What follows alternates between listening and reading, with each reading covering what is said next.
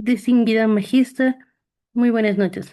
En el marco de el análisis técnico jurídico del caso constitucional sustanciado bajo la sentencia número 1043-21-EP 2025, dictada por la Corte Constitucional del Ecuador, el objetivo de esta consiste en desentrañar el alcance práctico de los principios rectores consagrados en el artículo 1 de la Constitución de la República del Ecuador, el carácter social e intercultural de nuestro Estado constitucional de derechos y justicia, y cómo estos mandatos irradian de forma vinculante sobre las garantías del debido proceso y tutela judicial efectiva cuando intervienen sujetos pertenecientes a comunidades o pueblos, nacionalidades indígenas. La relevancia de este caso radica en la imperiosa necesidad de erradicar el etnocentrismo de la Administración de Justicia Ordinaria. Para comprender el problema constitucional, nos remitimos a los derechos primigenios de la accionante, la ciudadana Ana María Pérez, nombre ficticio que tendré durante esta disertación. Es una mujer adscrita de etnia quichua, residente de una comunidad rural de la serranía ecuatoriana, monolingüe en su idioma ancestral en las primeras etapas de su vida y de una condición de vulnerabilidad socioeconómica crítica. Ella fue sujeta a ejercicios punitivos por parte del Estado ecuatoriano a través del sistema penal ordinario. A lo largo de las instancias procesales previas, las defensas técnicas de la procesada invocó activamente la necesidad de practicar e incorporar peritajes antropológicos y sociales con un claro enfoque de género e interculturalidad. No obstante, los juzgadores de instancia ratificaron una sentencia de culpabilidad, aplicando la hermenéutica estrictamente literal y monocultural, bajo la premisa formalista de que la ley penal penaliza la conducta típica de forma unívoca, sin que quepa diferencia alguna basada en cosmovisiones o asimetrías estructurales.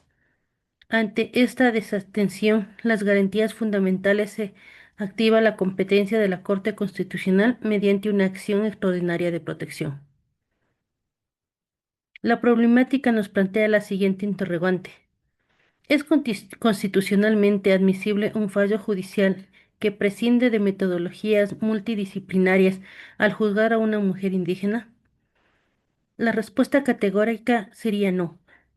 En un Estado constitucional de derechos y justicia, la validez de una sentencia no se agota con el mero cumplimiento de la subsanción legal de del hecho a la norma penal. El artículo 75 de la Constitución consagra la tutela judicial efectiva, la cual exige el acceso a una justicia real y materializada. Cuando el sistema de justicia ignora las categorías sospechosas de discriminación concurrentes en una misma persona, en este caso, ser mujer, ser indígena y encontrarse en situación de pobreza, y podríamos decir hasta de extrema pobreza, incurre en una flagrante violación constitucional por la falta aplicable del enfoque de interseccionalidad. La jurisprudencia fijada en esta sentencia 1043-21-EP/25 determina que los jueces ordinarios tienen la obligación ineludible de aplicar el principio de interculturalidad imperativa. Eso significa que con el enfoque en el convenio 169 de la OIT y el pluralismo jurídico reconocido en nuestro ordenamiento jurídico, se deben ordenar y valorar peritajes específicos que descubran y visibilicen las desventajas basadas en la etnia y en el género. Al no valorar el contexto cultural particular, las autoridades abordan el caso desde un reduccionismo monocultural que anula el derecho a la identidad y destruye la garantía de motivación judicial exigida en el artículo 76, numeral 7, literal 1 de la Constitución. Por los argumentos jurídicos expuestos, la Corte Constitucional tuteló los derechos del accionante, dejando sin efecto las sentencias de instancias y disponiendo medidas de reparación integral orientadas a un nuevo juzgamiento con perspectiva intercultural e interseccional.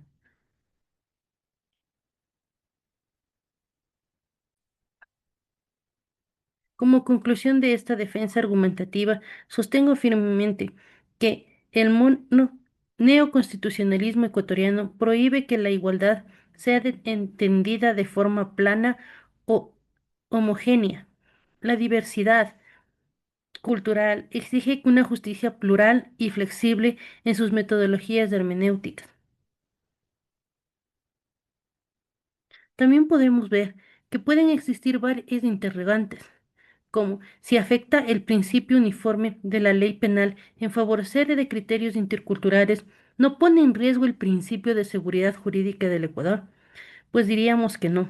La seguridad jurídica, conforme al artículo 82 de la Constitución, implica la existencia de normas previas, claras y públicas, pero aplicadas en consonancia con la integridad de la Constitución, dado que el artículo 1 define al Ecuador como un Estado intercultural. La interpretación diversa y adaptada no es una arbitrariedad, sino el cumplimiento de una norma constitucional previa. La verdadera seguridad jurídica protege al ciudadano de la aplicación ciega y descontextualizada del poder punitivo del Estado. Igual, ¿cuál es el límite que la propia Constitución le impone a la aplicación de visiones e interpretaciones culturales o jurisdiccionales indígenas dentro de los procesos judiciales? El límite es claro y taxativo. Los derechos humanos reconocidos en la Constitución y los principios internacionales, ninguna práctica cultural ni resolución de autoridad penal u ordinaria puede contravenir el derecho a la vida, la integridad física y psicológica de las personas, ni las garantías básicas del debido proceso consagradas en nuestra normativa actualmente. Gracias.